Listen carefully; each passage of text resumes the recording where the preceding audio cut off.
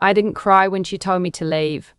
That surprised me, actually. I'd driven 4 hours from Roanoke in a car that needed new shocks, with a card in my purse and flowers I'd bought at a gas station off the highway because the florist near my house was already closed by the time I got off work. I was 63 years old, still working 2 days a week at the dental office answering phones, and my daughter had just told me, standing in the doorway of the house I'd helped her buy, that I was making things awkward. Those were her exact words. Awkward. I stood on that porch and I looked at her. She was wearing a dress I'd never seen before. Something fitted and cream-colored, and her hair was done in a way that looked expensive. Behind her I could hear voices, music, laughter. Her fiancé's family was inside. His mother was inside. His mother was inside. His college friends, his co-workers, all of them inside, and I was on the porch with gas station flowers and sensible shoes, and apparently I was making things awkward. I said okay. Just that. Okay, and I walked back to my car. I didn't cry until I was on the highway, somewhere around mile marker 34, and even then I wasn't sure what I was crying about. The flowers were on the passenger seat. I'd left the card on her porch without saying anything. Later I found out she didn't bring it inside. Her fiancé found it 2 days later and thought it was junk mail. Let me back up, because you need to understand how we got there. My daughter's name is Rianne. She's 34. She has her father's eyes and my stubbornness, and somewhere along the way she developed a version of shame I never could have predicted, the kind that doesn't announce itself, just quietly rewrites history until you're standing on a porch not knowing how you got there. She grew up in a 2-bedroom apartment in Roanoke. Her father left when she was 9. Not dramatically, not with a fight. Just one morning he wasn't there, and then he was somewhere in Nevada with a woman named Pam, and that was that. I worked at the dental office full-time then, and on weekends I cleaned 2 houses in a nicer neighborhood about 20 minutes away. I didn't tell Rianne about the cleaning work for a long time. She found out when she was 13 because one of her classmates lived in one of those houses and recognized my car in the driveway. She didn't say anything to me about it. But something shifted. I noticed it. I didn't name it then. I thought it was just teenage distance, the normal kind, the kind every mother I knew was going through. But looking back, I can see the thread. The way she'd go quiet when I showed up at her school events in my old Buick. The way she started giving me less information about her friends, her social life, who she was spending time with. By the time she graduated at high school, she was already editing me. Just a little. Just enough that I almost didn't notice. She was smart. Lord, she was smart. Got a full scholarship to University of Virginia, and I cried in the parking lot after drop-off because I was so proud I didn't know what to do with it. She studied business, graduated with honors, got a job at a consulting firm in Richmond. I drove down for her graduation. She introduced me to her friends as my mum from home. Not by my name, not by my city. From home. Like I was a concept more than a person. I let that go. She met her fiancé, his name is Conrad, about 3 years ago. He comes from a family with money, not obscene money, but the comfortable, quiet, third-generation kind where nobody talks about what things cost because they've never had to. His mother went to William and Mary. His father is a retired orthodontist. They have a house in Charlottesville with a kitchen I once saw in a magazine, I'm almost certain. Rianne loved him. I could see that plain as day. And I genuinely tried, to be happy without reservation.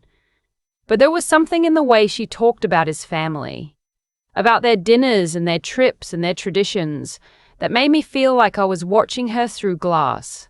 She was learning a different language, and slowly, without meaning to, or maybe meaning to, I still don't know, she was losing fluency in mine.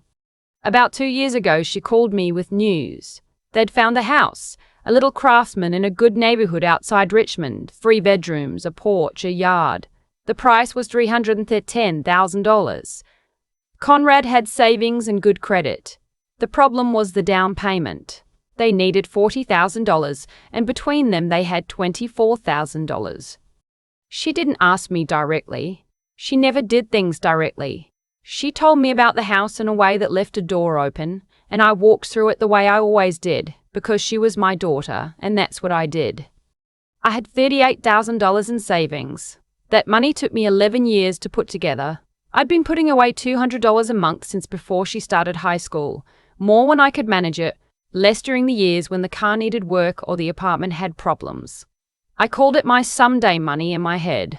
I'd never been sure what the someday was for. I thought maybe retirement, maybe a small trip somewhere I'd never been, maybe just the feeling of security, of knowing there was something between me and nothing. I gave her $16,000. We went to the closing together, Rianne and Conrad and me and his parents. His mother Diane was gracious and well-dressed, and she squeezed my hand at the table in a way that I think was genuine. His father told a joke that I laughed at even though I only halfway understood it. We all signed dings. Rianne cried a little when they handed her the keys. I took a picture on my phone that I still have. On the way to the car afterward, Conrad's mother pulled me aside and said, "You raised a wonderful woman." And I thought, yes, I did. That's exactly what I did. For about 8 months, things felt okay. I visited twice. The house was beautiful. Rianne had a real eye for it. She'd painted the living room a warm sage green and found furniture at estate sales that looked like it had always been there. I slept on the guest bed, and we had coffee in the mornings, and it felt like we were finding something new, some version of mother and daughter that could work now that she was grown. But then Conrad's family started coming around more. Weekend dinners, holidays, impromptu brunches, and I noticed that my visits started getting shorter. The invitations started coming with conditions attached, not said outright but felt. It might be a quiet weekend. Conrad's parents are coming, so it might be a lot of people. We'll figure out a better time. I started driving 4 hours and staying one night instead of 2, then half a day. Then she just stopped suggesting dates at all. I told myself I was reading too much into it. Told myself she was busy, they were settling in, newlyweds had their own rhythms. I believed it because I wanted to. The engagement party was a Saturday in April. Rianne called me 2 weeks before to tell me about it, not to invite me. I realized later that the call wasn't an invitation, it was more like a notification. She said it was mostly Conrad's family and their Richmond friends, that it would probably be overwhelming for me, that she didn't want me to feel out of place. I said I'd love to come. There was a pause. Then she said, "Mom, I think it might be better if we do something just the two of us before the wedding." I said, "I'd still like to come, Rianne." Another pause. "Okay," she said. "Okay, fine." I don't know why I'd pushed. Part of me thinks I needed to see it plainly, so I couldn't keep explaining it away. I got there around 7. The street was lined with nice cars. Through the front window, I could see string lights and people in cocktail dresses. I'd worn my navy blue dress, the one I wear to church, the one I've always thought was appropriate. I had wine I bought at a shop in Roanoke that cost more than I usually spent, and the flowers, which I know was probably redundant, but I didn't know what else to bring. Rianne opened the door before I knocked. She must have seen me coming up the walk. She stepped outside instead of opening the door wider.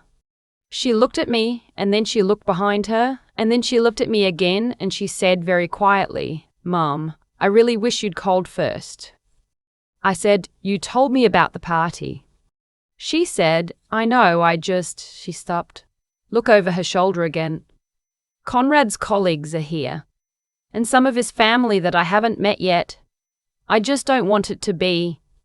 She didn't finish the sentence. I looked at her for a long moment. I looked at my daughter in her cream dress in the doorway of the house I'd helped her buy, and I understood every word she didn't say. I said, "I'll leave the wine and the flowers." She said, "Mom." I said, "It's okay."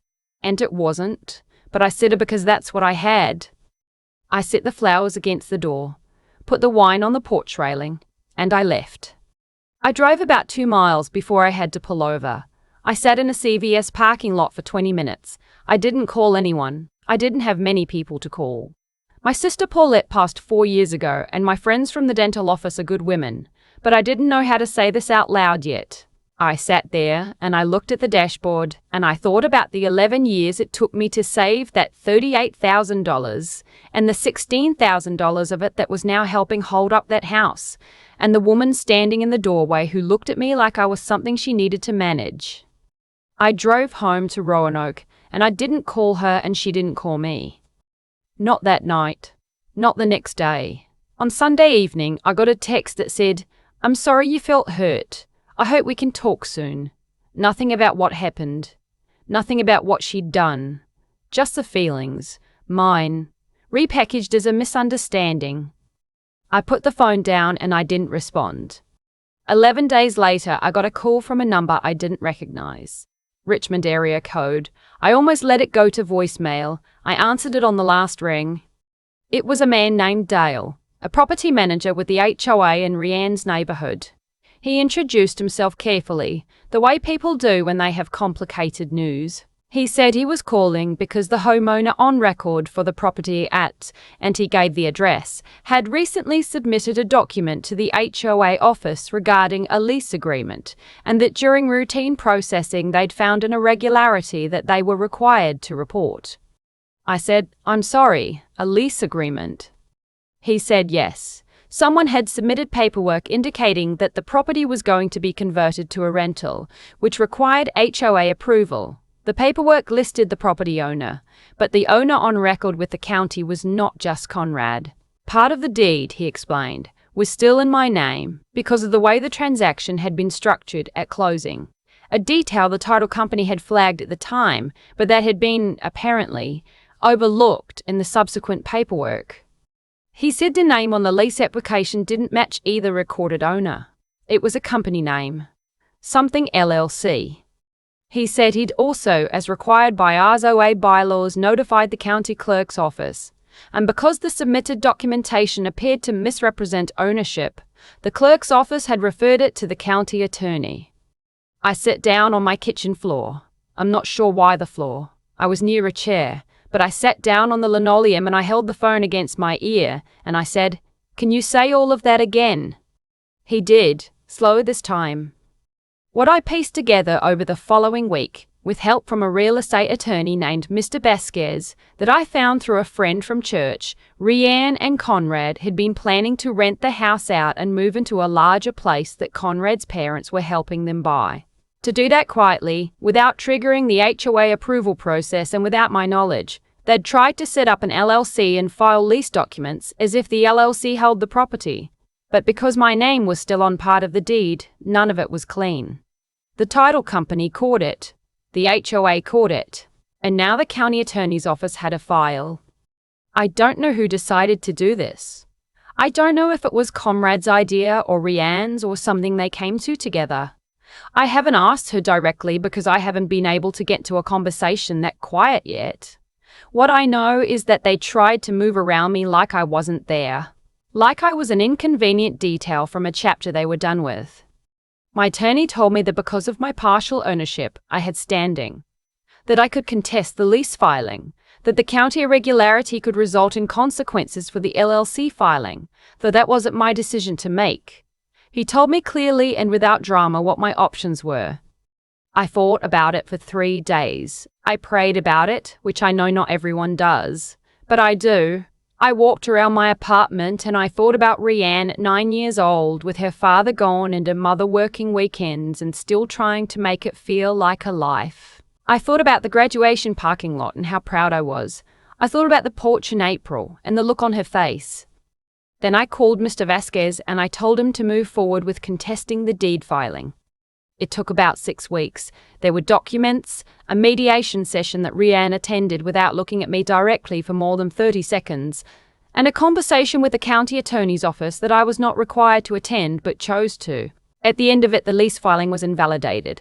The LLC situation was referred for a separate review, something about the formation documents that had nothing to do with me, so I stayed out of it. And a deed was clarified. Either I was bought out at fair current value, or the property had to be refinanced with my name properly accounted for. Conrad's parents facilitated the buyout. They paid me $19,400, which Mr. Vasquez said was appropriate based on the equity and my original contribution. I signed the papers in his office on a Tuesday afternoon. I drove home and I sat in my apartment and I didn't feel triumphant. I want to be honest about that. I felt tired. I felt the particular tiredness of a thing that was a long time coming. Rianne called me that night. She cried. Not the way I'd hoped she would, Not the kind of crying that breaks something open and starts something new. She cried the way people do when consequences arrive. Overwhelmed. A little frightened. She said she was sorry. She said Conrad had pushed her, that his family had an idea about the new house, and she'd just gone along. I listened. I didn't say much. At some point she said, "I don't know why I didn't just tell you." I said, "I think you know why." She was quiet for a long time. I didn't say what I was thinking, which was this: that she'd spent 20 years learning to be ashamed of me in small increments, and that this was just where that particular road went. I didn't say it because she was still my daughter, and because I wasn't sure saying it would help either of us. But I thought it. I thought it clearly. We still talk. It's careful and it's different, and I don't know what it becomes from here. She sent me a card for Mother's Day that was kind and slightly formal, the way you write to someone you love but aren't sure how to reach anymore. I put it on the refrigerator because I didn't know where else to put it. The $19,400 is in my savings account. I haven't decided what to do with it. Part of me thinks I should take that trip somewhere I've never been. Part of me thinks I should just let it sit there a while longer, the way I let most things sit until I know what they actually are. I still work Tuesdays and Thursdays at the dental office. My commute is 11 minutes. I have a cat named Georgia who sleeps on the arm of the couch, and a neighbor 2 doors down who brings me tomatoes from her garden every August. My life is not a small life, even if it doesn't look like much from the outside. I was 63 years old standing on that porch in April. I had gas station flowers and a card and sensible shoes, and my daughter was ashamed of me in the doorway of a house I helped build. I didn't beg. I'm 63 years old and I've earned the right to know what I'm worth. It took me a while, longer than it should have, but I know it now, and I'm not going back to not knowing.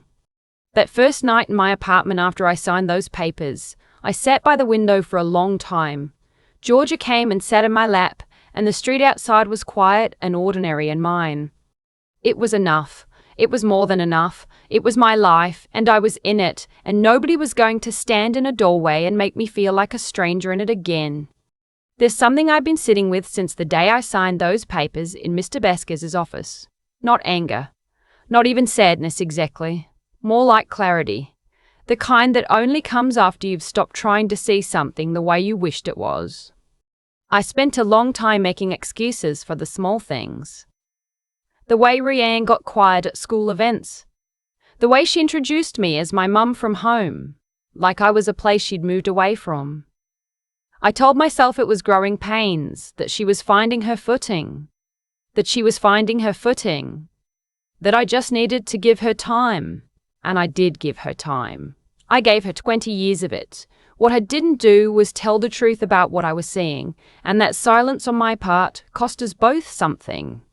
That's the part I had to sit with honestly. I was not only a victim of her choices, I was also someone who kept looking away because looking directly felt too painful. And that's its own kind of failure, not as dramatic as what she did, but mine to own. What happened with the deed? With the LLC? With the county attorney? None of that came from nowhere. It came from a pattern that had been building for years, a slow accumulation of small decisions she made to move around me instead of toward me. People don't wake up one morning and decide to file fraudulent documents. They get there step by step, each step feeling smaller than the last, until they've walked somewhere they can't explain. Rianne didn't set out to deceive me the way she did. She set out to manage me the way she always had, and this time the consequences caught up with the habit. That's just how it works. Not punishment from somewhere outside, just the natural weight of what we do pressing back on us eventually. What I had to find in myself and keep finding was something I'd almost let go of somewhere around mile marker 34 on that highway in April. It was the knowledge of my own worth. Not as a mother, not as someone who gave $16,000 and cleaned houses on weekends, but as a person who'd built a life with her own hands and had every right to stand in a doorway without apologizing for it. Keeping that knowledge, especially when someone you love is trying to quietly talk you out of it, that takes something. It takes more than most people give it credit for. It also takes being willing to think clearly when your heart wants to do otherwise. I could have walked away from Mr. Vasquez's advice. I could have told myself it wasn't worth the fight, that she was my daughter, that money wasn't the point, and money wasn't the point, but dignity was. Knowing the difference and acting on it anyway is not a small thing. Rianne is still my daughter. Georgia still sleeps on the couch home. The tomatoes come in August. My life has not changed in the ways you might expect a life to change after something like this. What changed is smaller and more permanent than that. I stopped waiting for her to decide I was worth being seen. I stopped measuring my own value by whether she was ashamed of me. I am 63 years old and I have been honest, and I have worked, and I have loved imperfectly.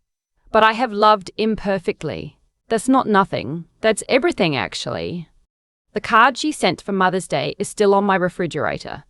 I look at it sometimes and I don't know yet what it means for us going forward, but I know what I mean for myself now, and I'm holding on to that with both hands.